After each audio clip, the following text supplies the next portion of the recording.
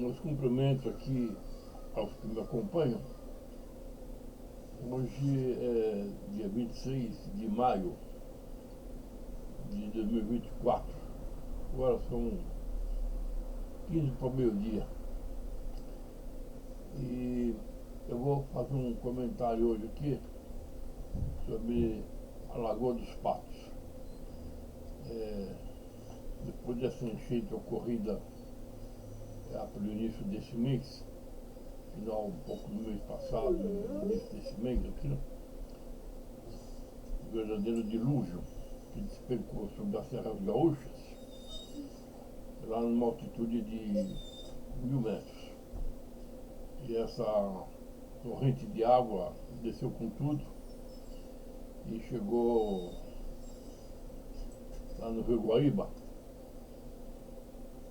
uma quantidade já calculada aqui por alguns sites, da ordem de 43 trilhões de litros de água.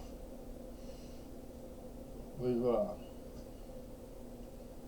quase inimaginável de se ter noção que seriam 43 trilhões de litros de água. Isso tudo veio rapidamente, de uma vez só, desembocou lá na Lagoa dos Patos. Evidentemente que não deu conta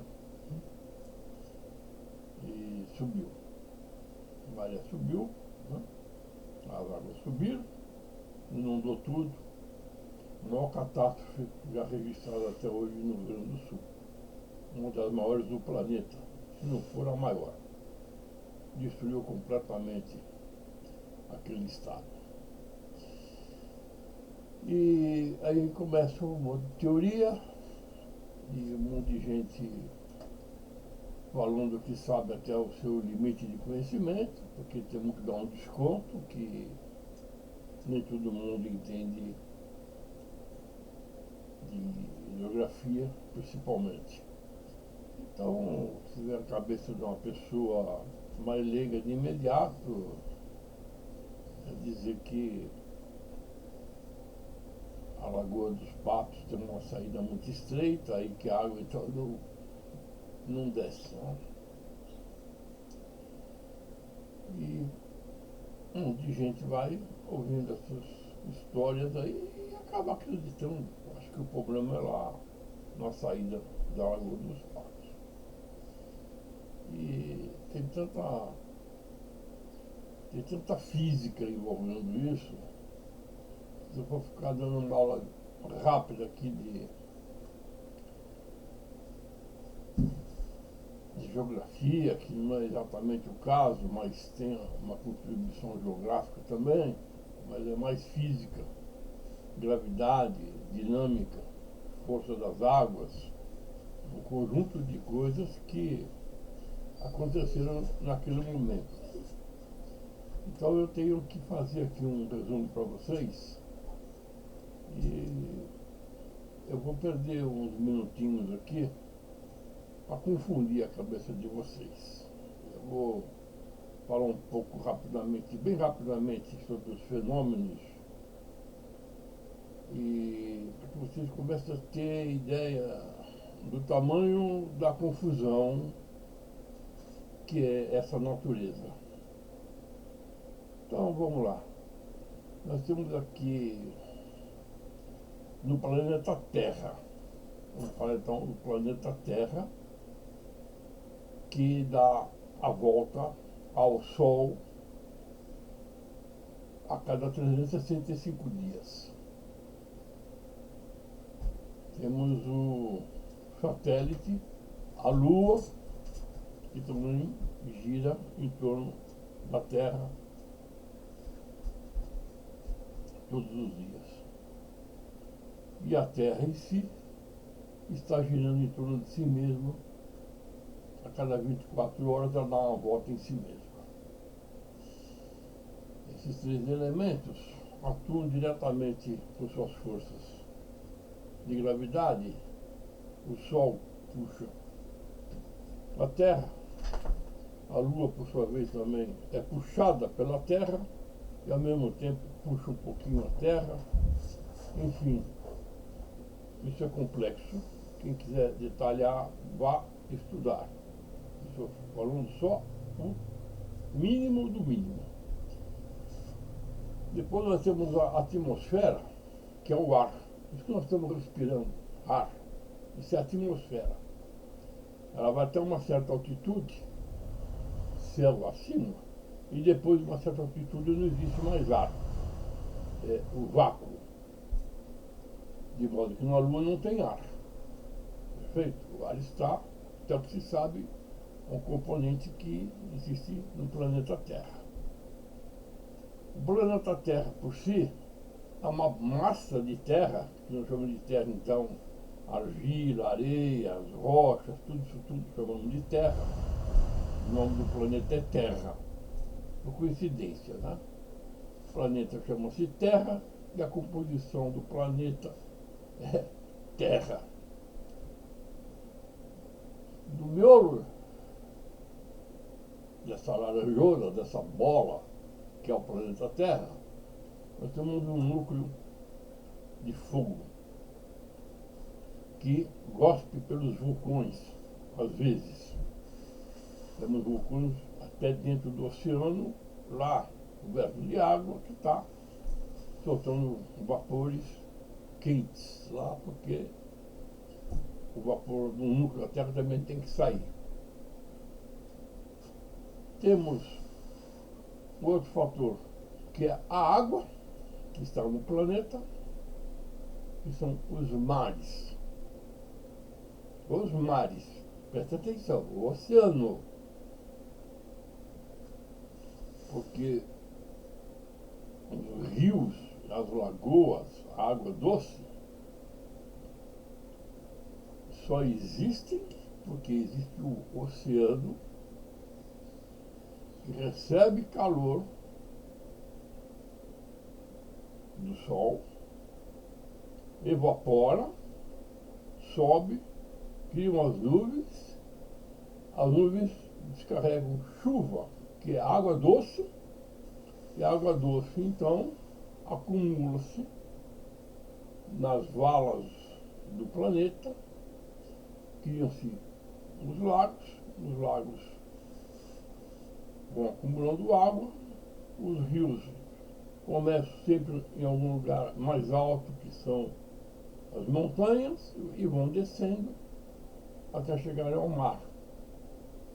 De modo que, se não houvesse oceano com água salgada, não haveria evaporação de geração de nuvens e não haveria água doce, que é a que nós consumimos. Nós não consumimos água salgada, nós consumimos água doce. Isso é o conjunto básico do planeta Terra. Muita gente estudou, muita gente não estudou isso, muita gente estudou e já esqueceu, mas nós vivemos diariamente sobre isso. A cada segundo nós estamos vivendo esse conjunto, que é o ar, a temperatura, as águas. E temos, como falei logo de início, o planeta Sol, que é uma estrela, que é uma bola de fogo, que irradia calor o universo adentro, e esse calor chega na Terra, onde nós medimos a sua temperatura em graus. E temos aí temperaturas que chegam a 40, 50 graus, oriundas do Sol. Agora, mais um detalhezinho, para deixar vocês mais invocados ainda. A Terra é uma espécie de uma bola, não é perfeita, mas com uma laranja. Nós temos aqui em cima o gelo e aqui embaixo o gelo. E no meio da Terra, onde o Sol invade mais afinco, nós temos uma região mais quente. Então nós temos lá em cima o Polo Norte, aqui embaixo o Polo Sul. No meio da Terra temos uma diametral chamada linha do Equador, que é a maior circunferência do globo terrestre. À medida que você vai para os polos, a circunferência diminui, de modo que a Terra gira e nós estamos sobre a Terra girando junto com ela. E quem está no Polo Norte, se você pegar e sair fora da Terra e olhar para a Terra, você vai ver que o pessoal está de pé, a cabeça está para cima.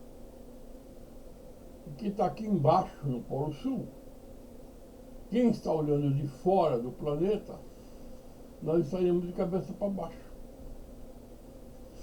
Mas em relação a quem está na Terra, estamos todos de pé. Quem está aqui em cima, quem está aqui do lado, quem está aqui embaixo. Por quê? Porque a massa da Terra gera uma força de atração que nos mantém grudados sobre a área externa da Terra, que é o solo. Se não houvesse essa força, nós estaríamos voando por aí. Porque a Terra está girando em alta velocidade e nós estamos grudados nessa esfera que está girando junto.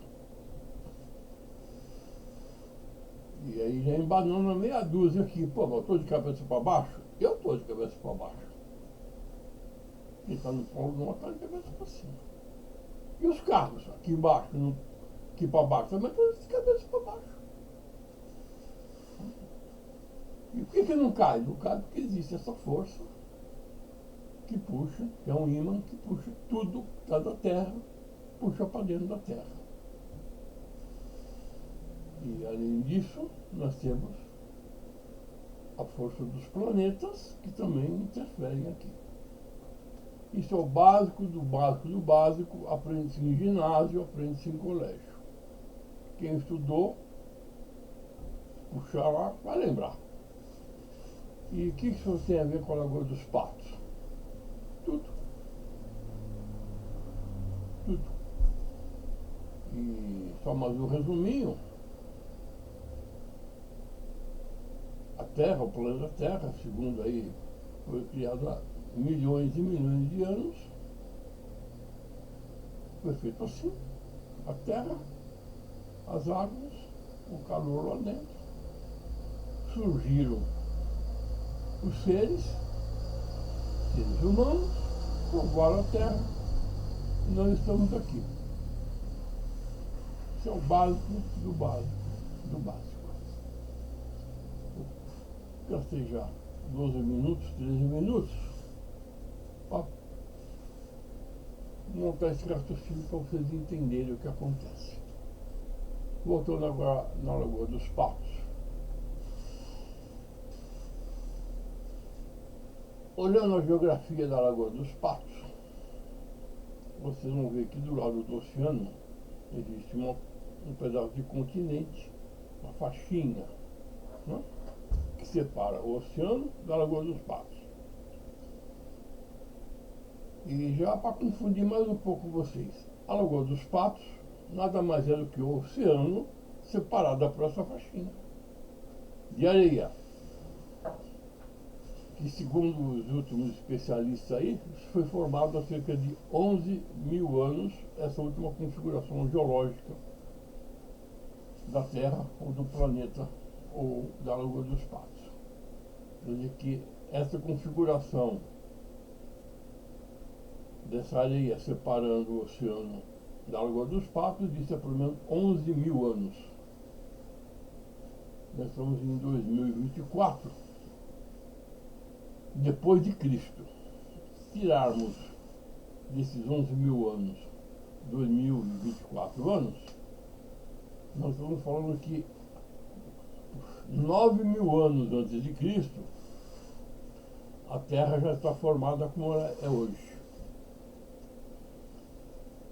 E existem interferências externas, forças externas, que estão sempre acontecendo a cada segundo, como nesse momento está acontecendo, nós temos as modificações em algum lugar, nós temos algum tipo de modificação que está acontecendo na Terra, no planeta.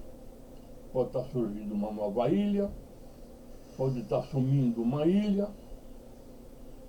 as placas do subsolo da Terra estão se mexendo, umas estão batendo com a outra e formam aí um terremoto. Enfim, o sistema está em equilíbrio, está vivo, ele não apaga, ele não deixa de acontecer e ele traz interferências. Temos as mudanças de temperatura, que estão diretamente relacionadas com a proximidade do Sol com a Terra. E o Sol é uma bola de fogo que está irradiando um calor. 2, 6 graus a mais de radiação que vem do Sol vai comprometer, derreter geleiras, coisas e tais. Vocês vão estudando isso aí que vocês vão chegando no ponto.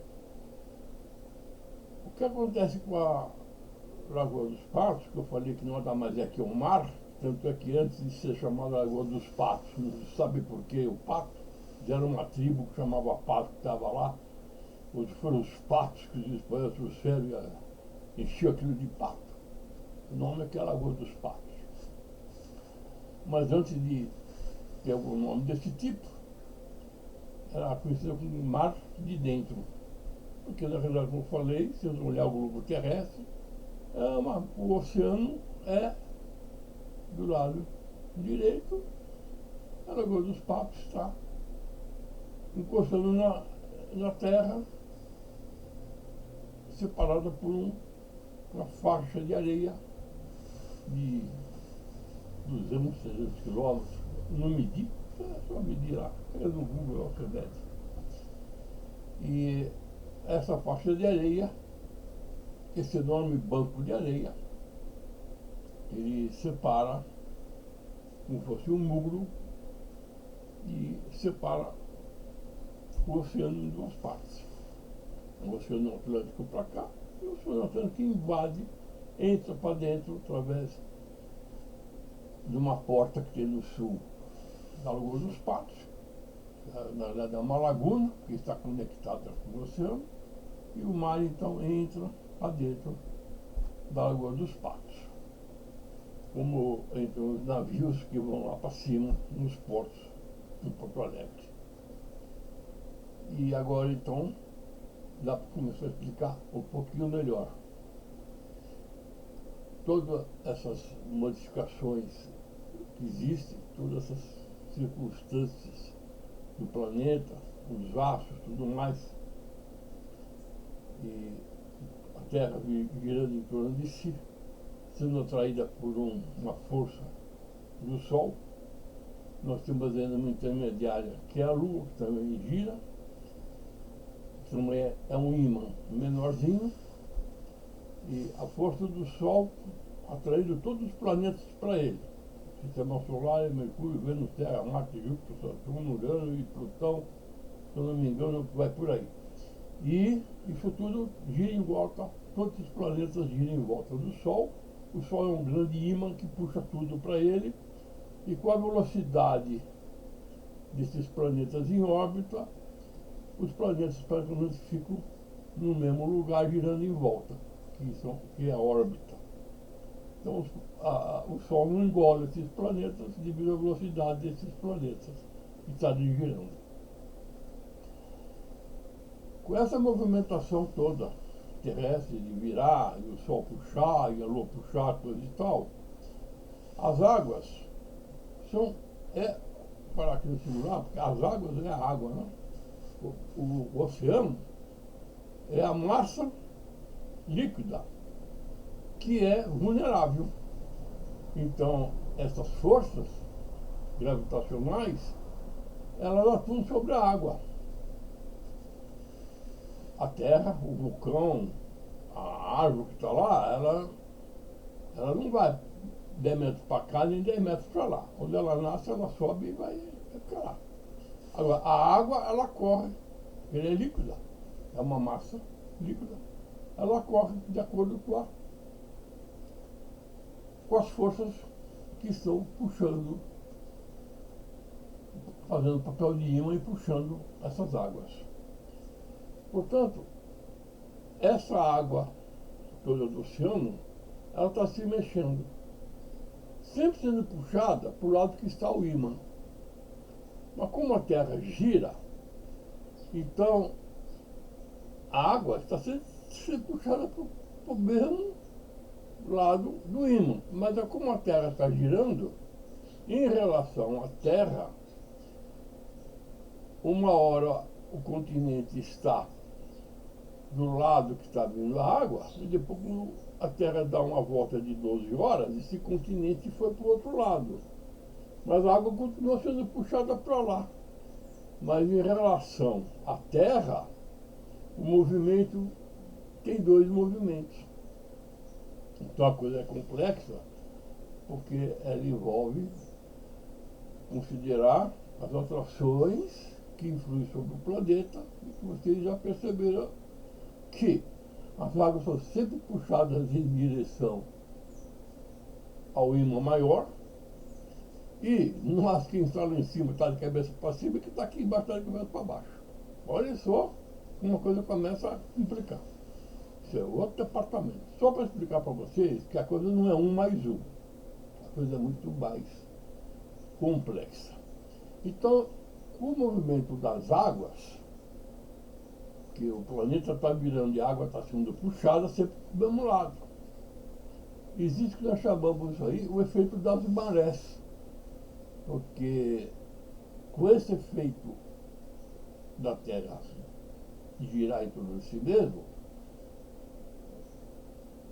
o Sol nasce a leste e se põe a oeste.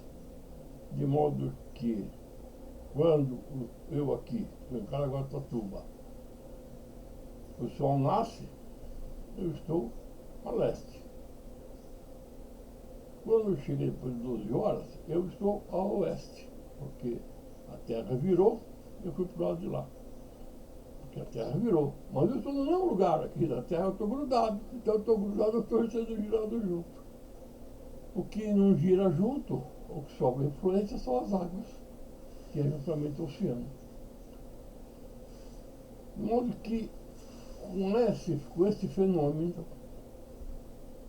nós dizemos aqui, para nossa compreensão, que as águas mudam de lugar, que é o raciocínio em relação a quem está na Terra.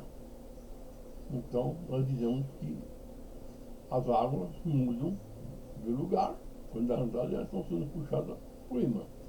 Mas isso gera, como a Terra também é inclinada, ela não é perpendicular, o eixo da Terra não é uma vertical, ele é inclinado. Mas é toda uma situação que, nesse giro, uma coisa está mais baixa aqui, quando vira 12 horas está mais alta ali. Fácil de entender, é só usar um pouquinho os neurônios aí que vocês vão perceber que foi ensinado no ginásio para a maioria das pessoas. Portanto, a Lagoa dos Patos, como a lagoa de tudo quanto é lugar do mundo, as lagunas principalmente, né? Laguna que está ligada ao mar. Né? Um lago não corre para lugar nenhum. O lago, a princípio, é uma água parada, cercada de terra por todos os lados. Ela não deságua, porque é um lago. A laguna não, a laguna está ligada ao mar. E como o mar movimenta, a água da laguna, que também é o mar, só que está ligado para um pedacinho menor, que é o canal, também está movimentando. E além dessa movimentação formada pelas marés, nós temos uma outra movimentação que gera as ressacas. Ressacas são verdadeiras ciclones que acontecem mar adentro, bem lá no alto mar, bem lá no meio do oceano. O próprio clima da Terra luzes, isso gera uma confusão de nuvens lá em cima e acaba gerando essa movimentação do ar também lá em cima, estava entrando. Também tem uma outra situação lá que interfere aqui também, mas interfere nas ressacas, porque quando lá no meio do oceano cai esses tufões, esses furacões, cada lugar é tudo a mesma coisa, tornado, cada lugar do planeta chama isso aí de um nome. Um chama de tornado, outro chama de furacão, e assim vai indo. Formam-se lá no meio do oceano ondas muito grandes, 10, 15, 20 metros de ondas no meio do oceano. Uma onda, uma vez formada, ela tem uma energia e ela vai andar, ela se expande até chegar na Terra, é onde a onda acaba, onde acaba a força da onda. De modo que quando uma onda lá no meio do oceano de 20 metros de altura é gerada durante semanas, dias, caindo aquele furacão lá em cima, lá, aquele rebuliço todo, todas aquelas ondas que estão sendo formadas segundo a segundo vão vir para as costas todas das terras que estão os costumes da planície junto ao mar. E essas ondas, então, muito altas, elas vêm por cima da água, porque o mar está sempre em nível, mas a onda cresce acima. A onda nada mais é do que uma força que desceu para dentro da água, deslocou essa água de baixo teve que subir. No que ela subiu, ela passou do nível, formou uma onda e essa onda corre. É sempre a mesma água, só que uma força puxou a água para baixo, essa água que entrou para baixo empurrou para o lado o resto da água que está em volta lá parada, e essa água que foi puxando para baixo volta para a superfície e faz uma elevação que são as ondas. E as ondas chegam para a praia. Essas elevações, quando são muito grandes, é denominado ressaca. Então, toda vez que você tem uma ressaca, você tem uma água extra, que são essas várias ondas que se formaram, que também estão chegando para a costa. Então, além da maré, que já é a altura do deslocamento da água em relação à terra, para um lado ou para o outro, estarem abaixando ou subindo, você não tem, quando acontecem as ressacas, uma altura extra, que são as ressacas, que não são calculadas nas tábuas de marés. Tábuas de marés são cálculos matemáticos, onde se leva em consideração toda essa mudança, toda essa dinâmica, todos esses ímãs, todo esse magnetismo que puxam as águas, como estão do lado, e isso é calculado em variação da distância que está do Sol, distância que está da Lua, e isso muda a cada segundo, essas distâncias estão mudando. A cada segundo, a distância entre o Sol e a Terra muda, a distância entre o Sol e a Lua, entre a Terra e a Lua muda também.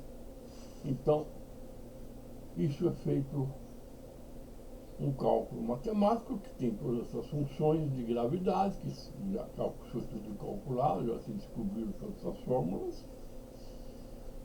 Então é publicada pelas todas as marinhas, a Marinha do Brasil publica em seu site a Tábua das Marés, onde ela diz, dia por dia, o mês, né, o ano, o mês, o dia do mês e o dia da semana.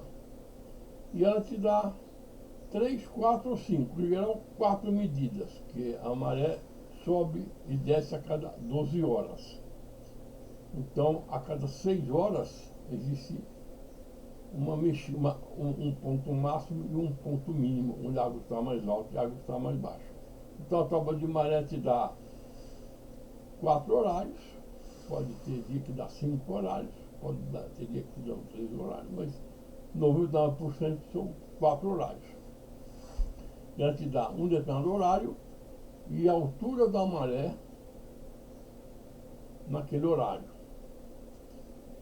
A altura da maré significa da maré mais baixa que já se registrou naquela geografia local.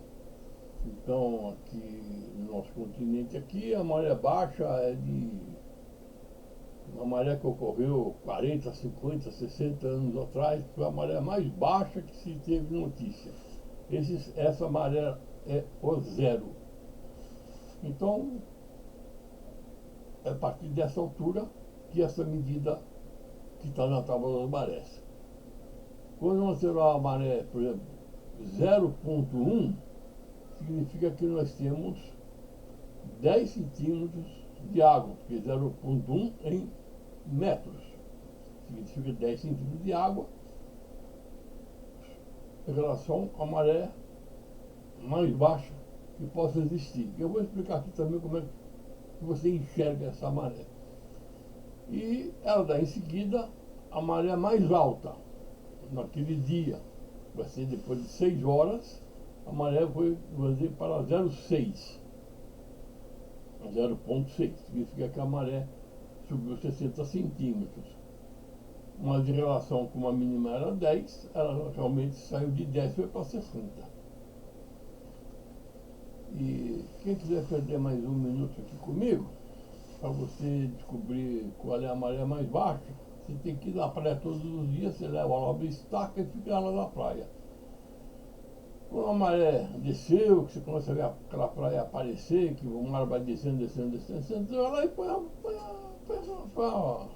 uma estaca bem alta lá, de 2 metros de altura, e fica lá. E fica lá com a cadeirinha e fica olhando lá. Ah, o mar voltou um pouquinho mais, tira aquela vareta e põe mais para baixo. Você vai sempre colocando essa vara de 2 metros, onde a água está no mínimo.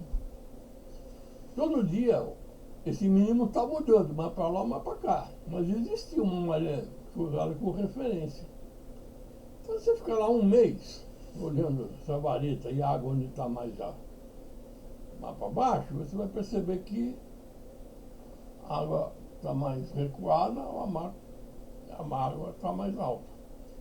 E a maré alta não significa nada, só você olhar para a areia, olhar para a areia, para a praia, e ver onde está a sujeira.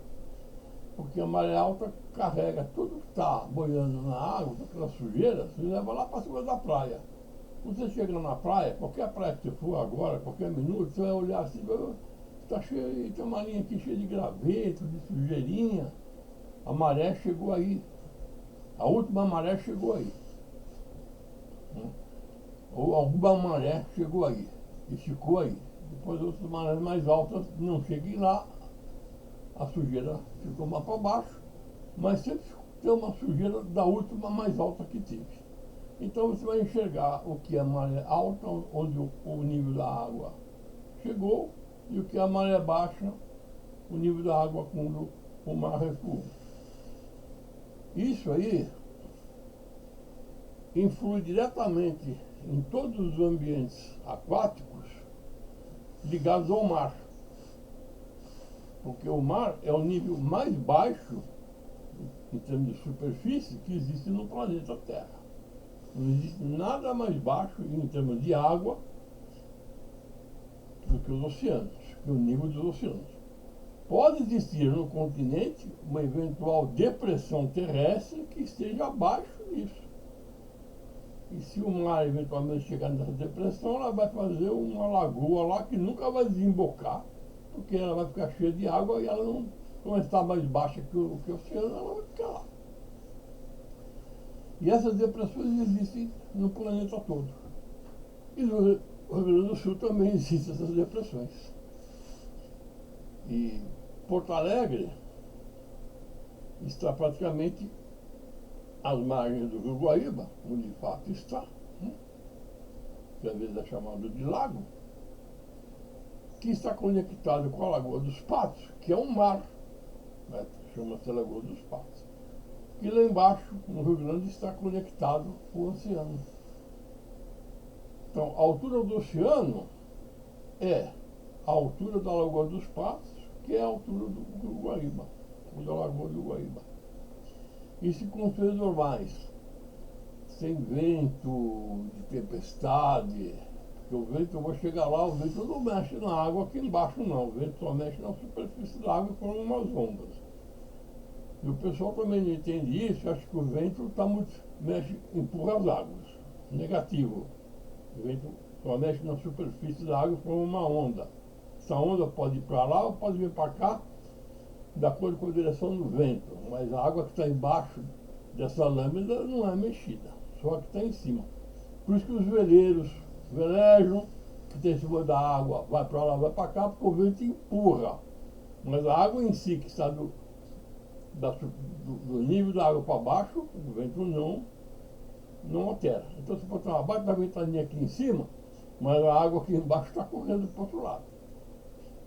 Pouca gente entende isso e acha que o vento mexe tudo. Não, o vento só mexe o que está em cima, para cima. O que está para baixo é as forças das águas.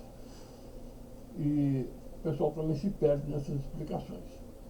De modo que o problema de Porto Alegre é que é uma bacia a nível da água, do mar, com várias depressões terra adentro, e depois, logo em seguida, vem um conjunto de montanhas, que são as serras. As serras gaúchas chegam a 1 quilômetro de altura, 1.000 metros.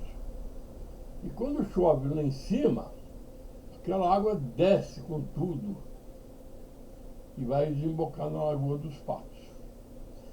Se não chover nas serras, não vai ter água, porque são as serras, com a sua umidade, com as suas florestas, que retém a água, essa água encharca e com o decorrer do dia ela vai minando, vai fazendo aqueles filetes de água que vão se somando e vão virando minas afluentes e vão chegando numa torrente maior, que é o rio, que está levando essa água toda para o mar.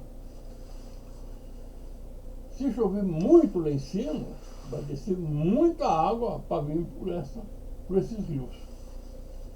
Então, em condições normais, está tudo em equilíbrio. Sempre está tudo em equilíbrio, mas vamos fazer um diferencial aqui, chamado de equilíbrio zero. É aquele onde a força das marés é a média, não existe ressaca, não existe furacão, não existe nada. A água do mar está naquele nível que está praticamente todos os dias, naquela médiazinha da maré. E as eventuais chuvas são chuvas pequenas, de poucos milímetros de água, que refrigeram o sistema e geram uma água potável, que depois é canalizada e nós consumimos. Ela é tratada e depois nós a consumimos. Quando acontecem esses fenômenos maiores, que seriam então as ressacas e essas trombas d'água que estão acumuladas lá em cima e elas vêm de uma vez só, como o que está acontecendo ultimamente, não acontecia isso, mas ultimamente só, agora que em um ano, 3 ou 4 trombas d'água dessa aí no Rio Grande do Sul, em menos de um ano. Começou acho que em setembro do ano passado e vem caindo água como nunca caiu. Vai explicar isso aí? Eu não vou explicar. Fenômeno da natureza não se explica. A natureza é assim, problema. Talvez o mar esteja vaporizando mais água, fazendo nuvens mais carregadas. Depois ela vai precipitar com mais água. Teoria elementar. Agora, voltando na Lagoa dos Patos, o que acontece? Vamos agora colocar a Lagoa dos Patos sobre a planície. Tem matérias na internet, vocês pesquisam, pesquisadores, pessoas que fizeram pós-graduação, etc., estudaram isso tudo, a geologia, quando o mar estava lá para cima, 3 quilômetros de altura, depois, hoje o mar está nesse ponto, mas o mar já esteve bem lá em cima, né? No topo da serra, subindo a serra, depois o mar recuou, isso em milhares de anos. Nós estamos falando que há 11 mil anos atrás, E já era essa região que está hoje topograficamente aí. A Lagoa dos Patos está onde está, o oceano está onde está, aquela linha de faixa de areia que separa o mar do oceano da lagoa, que a lagoa é o oceano, né? Está lá, um banco de areia enorme. Essa é a região atual, situação atual. E com certeza, no decorrer do tempo, vai se modificando. Talvez daqui a 1000 anos não seja mais assim. Mas nesse momento é assim. E como essas transformações não acontecem de um segundo para o outro, isso é tudo uma evolução, a gente às vezes não percebe numa vida de 50, 60, 100 anos, a gente não percebe que a coisa está mudando. Né? Mas já tem estudos aí que o mar subiu 3 centímetros, alguma coisa do tipo. Quer dizer que esses dados são diariamente coletados e tem pessoas cuidando disso, olhando isso e mapeando isso. Mas a gente aqui no dia a dia, brincando com o WhatsApp, coisa e tal, ninguém sabe disso, está tudo preocupado lá, chegou mensagem, né? Então, a ciência passa desapercebida, mas ela está acontecendo segundo a segundo. De modo que, voltando novamente na Lagoa dos Patos, a região do solo, o fundo da Lagoa dos Patos, o solo, é uma planície muito grande. Tanto é que a Lagoa dos Patos, a gente chama de lagoa, mas é a laguna, não é? Mas, questão de nomenclatura. Ela tem, lá do ponto de cima, que ela está ligada ao Rio Guaíba, até chegar aqui embaixo, quando ela deságua, que está aberto o canal, lá nos moles do castelo, que o pessoal chama, ela tem 240 quilômetros de extensão. Gente, 240 quilômetros de extensão, você pegar uma estrada com seu automóvel 80 por hora, você precisa de 3 horas para andar 250 quilômetros. É uma distância enorme. Isso em níveis geológicos, em nível de água, para sair de um ponto e chegar, essa água chegar lá embaixo, 240 quilômetros. Depois, demora um bom tempo. É como você pegar um barquinho e colocar aqui em cima da Lagoa dos Patos, e esse barquinho está lá aproveitando, tal. De acordo com a correnteza, se não houver vento nenhum que empurra esse barquinho e não tiver uma enxurrada maior de água entrando na Lagoa dos Patos, esse barquinho vai muito devagar até chegar lá na outra ponta. E não está tendo nenhum tipo de força externa. Então ele vai na velocidade programada pela natureza. Agora, se entrar um vento muito forte, esse barquinho vai. Pode até voltar, né? Se o vento for ao contrário, ele vai voltar, ele nem desce. Mas se o vento estiver a favor, então ele vai mais rápido. Mas a correnteza, mas a água que está na Lagoa dos Patos está sempre na mesma velocidade. Essa velocidade da água que está na Lagoa dos Patos, em relação à superfície e ao fundo, ela só vai alterar se lá na ponta, no Rio Guaíba, entrar um volume maior de água, que é peso. A água pesa 1 quilo por litro. Então, se você teve um derramamento de 43 trilhões de litros d'água durante a chuva, você teve um peso de 43 trilhões de quilos de massa de água que entrou no Guaíba. Fez peso, pressão hidráulica, peso de água, pressão hidráulica. Essa água que está descendo dos morros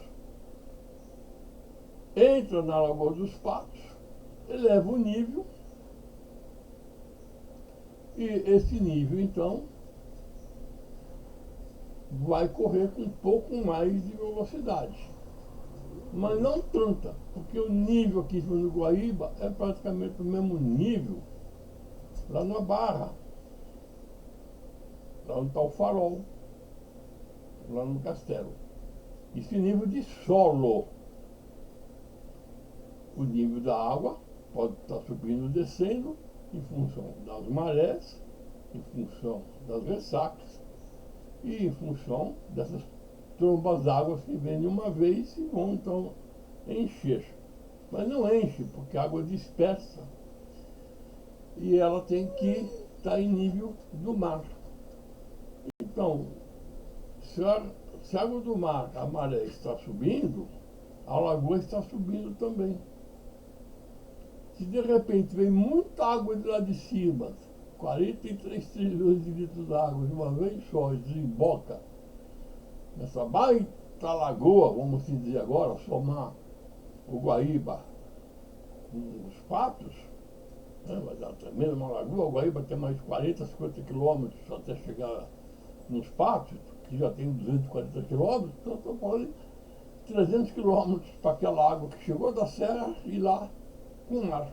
Isso demora um tempo porque não há caída.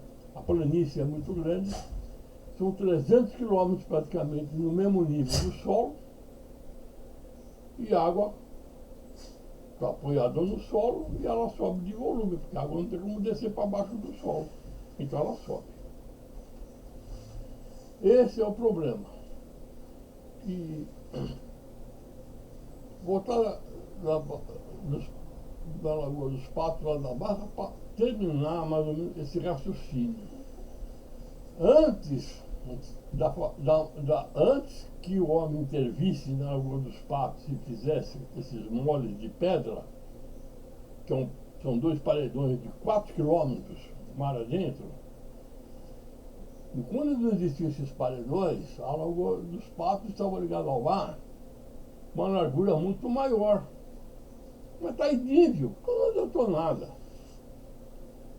Só que uma largura muito maior, se você tem muita largura para escoar uma superfície de água, a velocidade é menor. E como existe a navegação portuária em Porto Alegre, que os navios entram lá para dentro, nos portos que tem lá em Porto Alegre, os navios têm que entrar do oceano para a terra, via Lagoa dos Patos, por aquela entrada antes dos moles que existia, que seriam alguns quilômetros. Só que como a água vem muito devagar, por natureza, e vem trazendo sujeira, sedimentos, areia, um monte de outras coisas sólidas, pedriscos, etc., como não tem muita velocidade, chega num ponto que essa sujeira, esses detritos que a água está carregando, quando chega na boca do oceano, que aí o oceano, uma massa enorme de água, que a água que desce da Lagoa dos Patos não consegue empurrar o mar para dentro, mas o mar consegue empurrar a lagoa para cima. Então, aquela sujeira vai acumulando naquele trecho que a lagoa desemboca no oceano e vai criando bancos de areias. E esses bancos de areias vão mudando de lugar daqui para lá. E em termos de navegação, quando você está com o navio para entrar em algum lugar, você precisa ter um balizamento, você precisa ter um farolete, um farol para te dizer, olha, aqui já é raso, ou você está nesse ponto.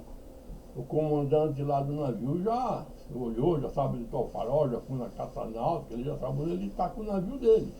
Ele precisa achar uma entrada. Então o que fizeram? Fizeram esses moles para fazer um canal de entrada para esses navios poderem ir lá para cima no porto, sem se perderem e sem encalharem. Esse é o motivo da construção das duas barreiras de 4 quilômetros, que são os 2 muros.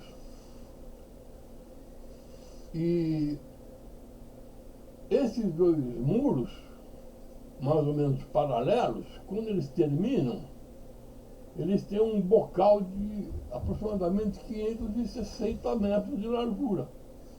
por 17 pés, que é o que consta aí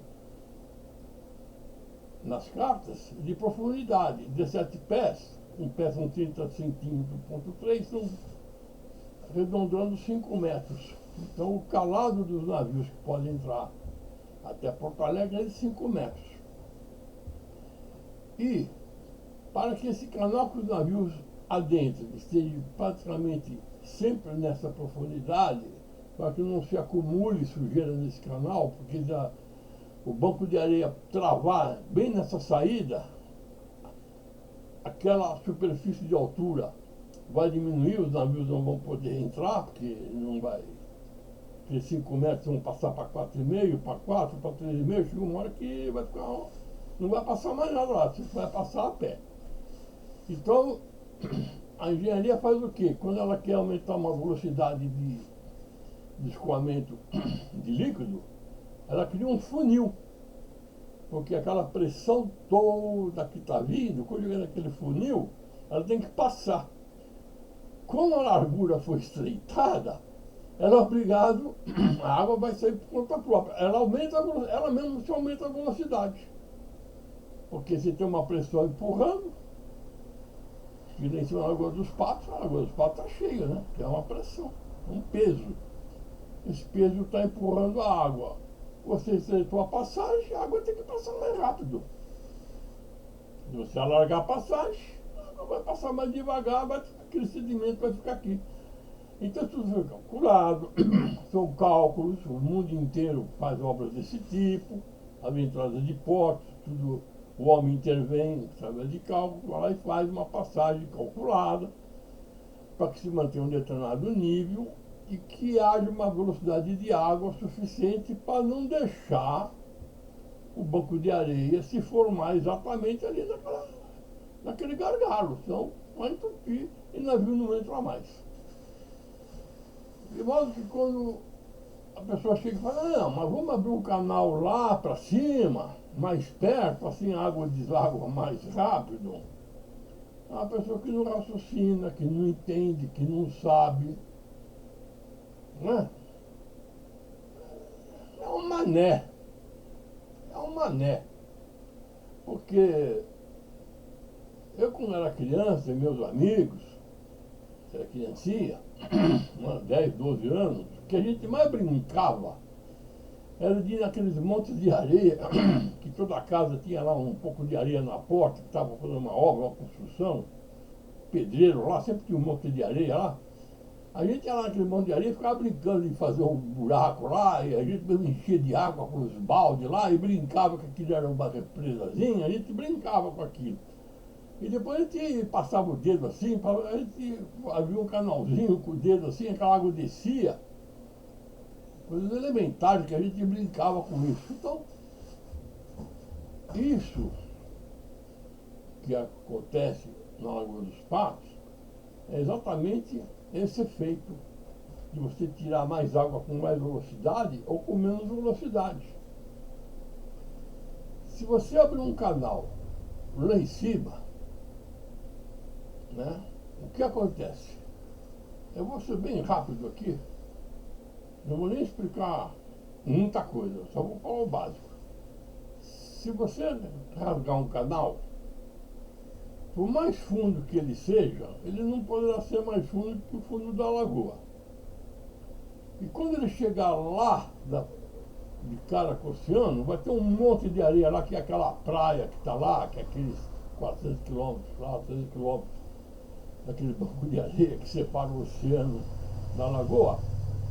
Ele vai chegar lá para estar com esse banco de areia.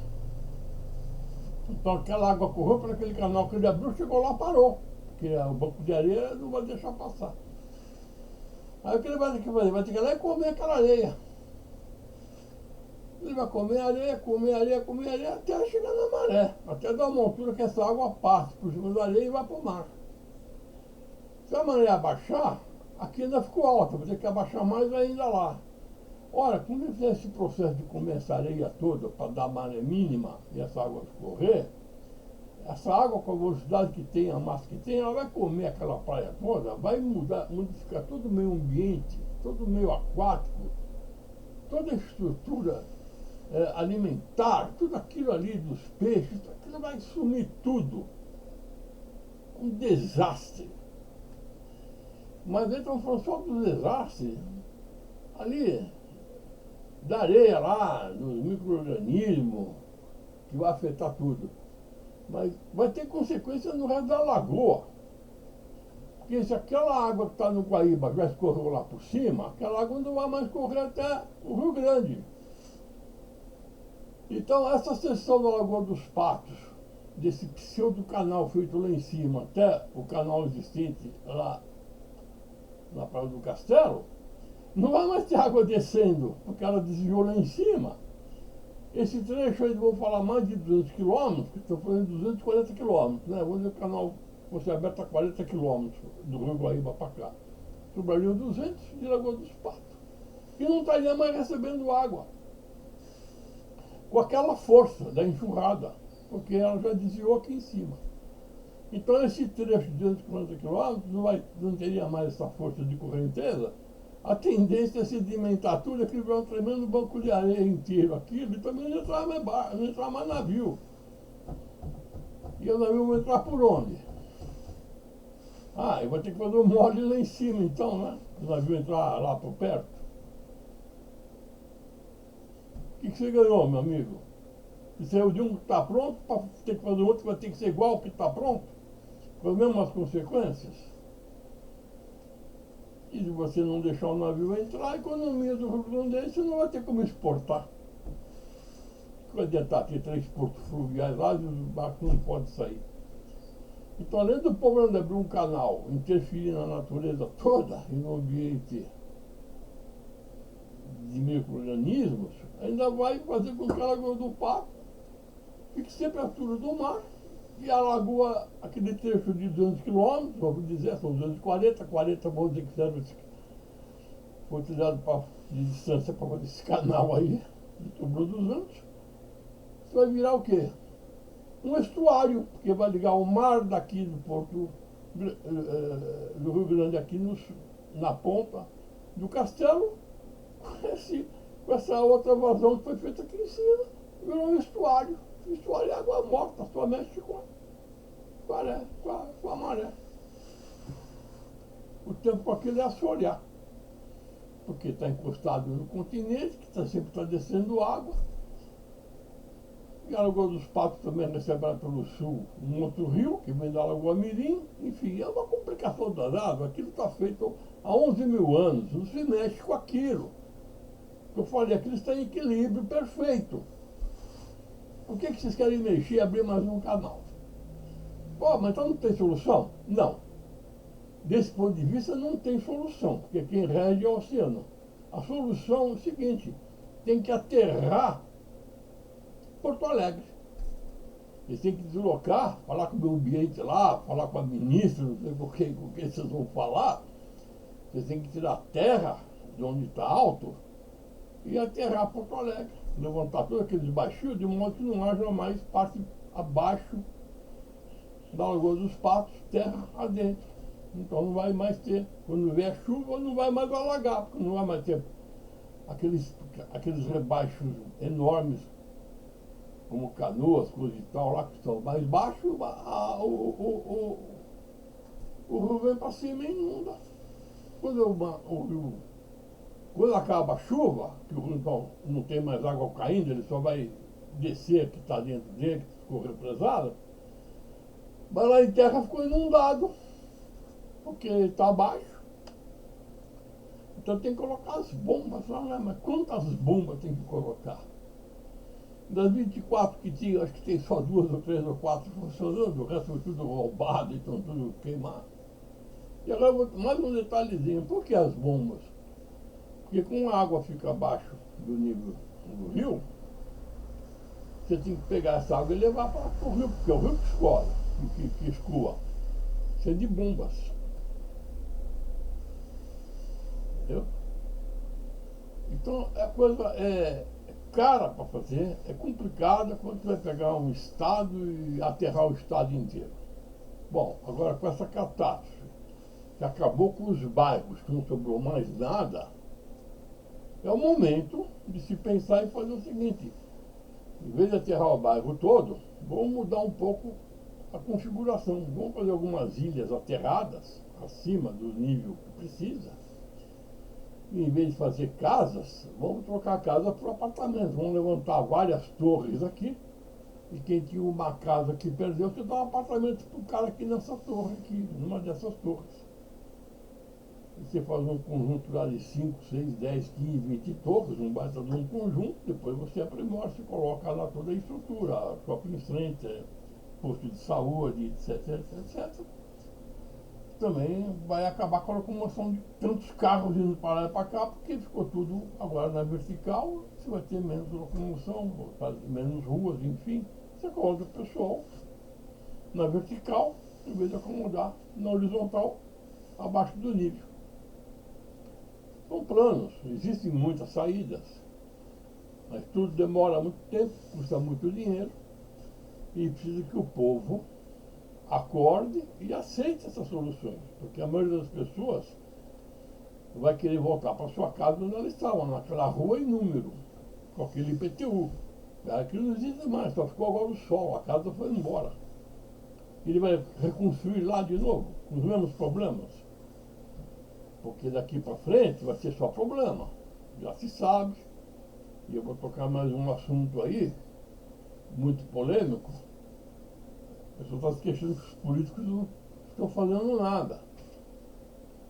O político é o cara que foi feito, que tem a cabeça, para enganar o povo, para enganar a multidão. A função do político é enganar uma multidão. Ele promete uma coisa. Ou ele não faz porque não vai ter dinheiro, ou ele não faz porque não pode ser feita. Mas ele nunca vai falar que não pode ser feito. Ele fala, vou dar um jeito, a tecnologia está aí, nós vamos investir bilhões aqui, nós vamos fazer assim. Mas não vai fazer nada, ele sabe que não pode, mas ele ilude. O povo está desesperado, o povo compra qualquer ideia. Então ele vai lá e fala que vai fazer. O político não vai fazer nada.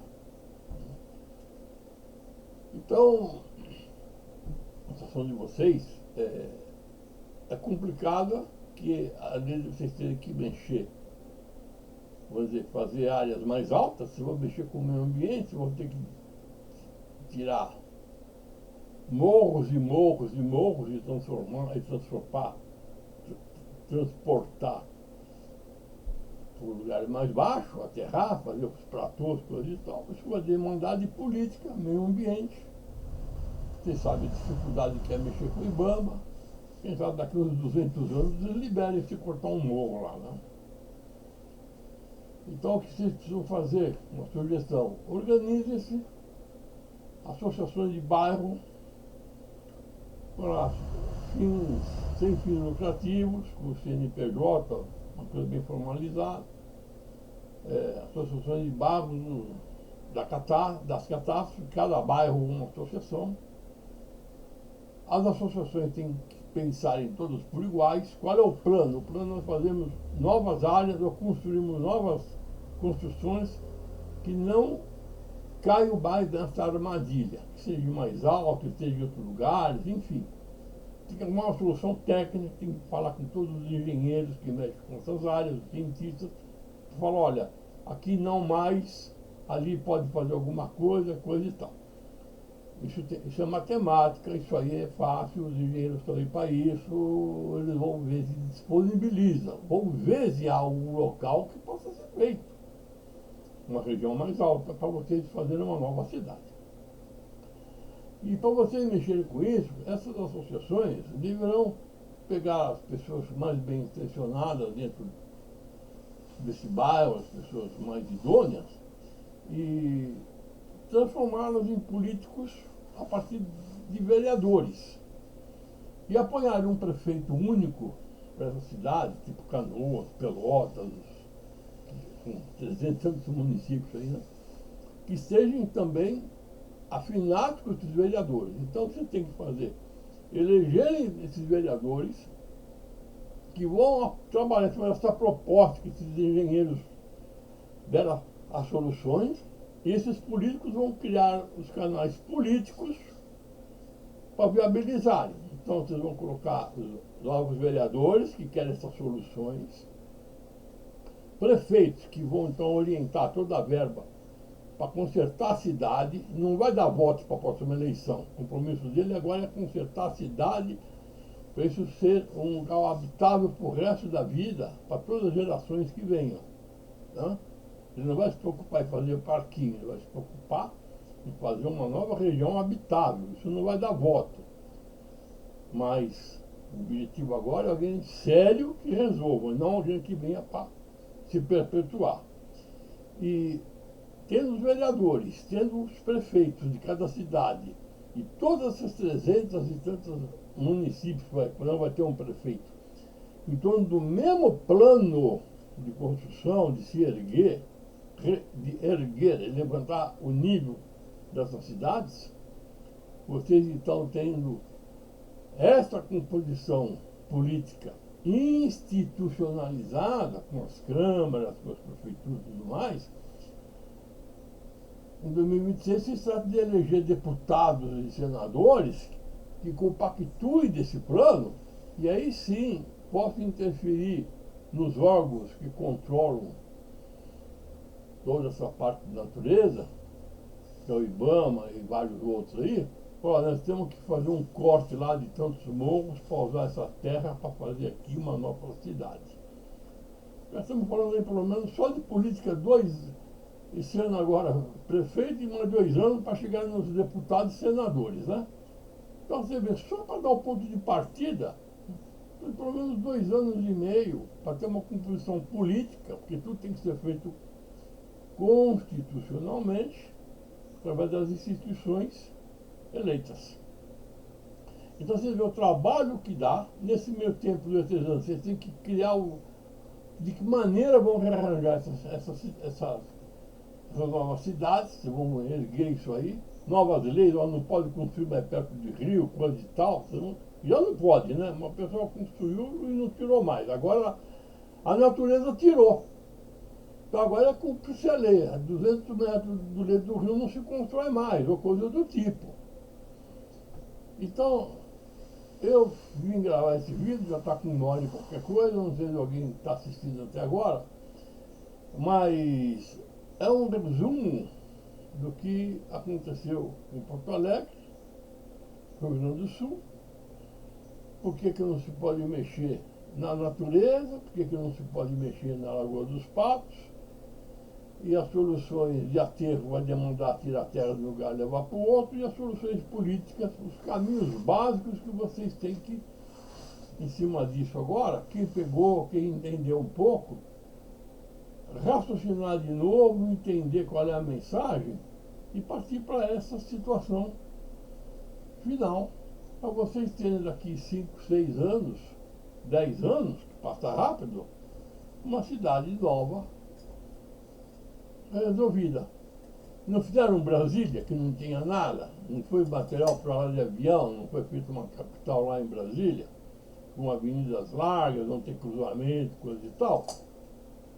Pois é, uma cidade planejada para ser daquele jeito e lá as coisas funcionam. Porto Alegre é uma cidade de província, antiga, do tempo da colonização, com seus desastres, passou uma nova, mas passou dentro de uma coisa agora pensada com os recursos que existem hoje e os meios. Enfim, a vida é assim. Vida que segue, gerações que se sobrepõem, e uma geração prepara para outra. E vamos lá. Deixa um pouco o WhatsApp de lado, viu? Vai estudar um pouco de geografia, de geologia. Vai fazer um cursinho pré-vestibular que vão te ensinar isso tudo aí, com as fórmulas, tudo mais. Rapidinho, quem quiser aprender isso aí, vai entender o que eu estou falando e vai começar a pensar que não existe milagre. Tá? Não existe milagre. A solução são vocês, somos nós. Um abraço a todos, hein? Muito obrigado pelo tempo perdido aqui. Um abraço.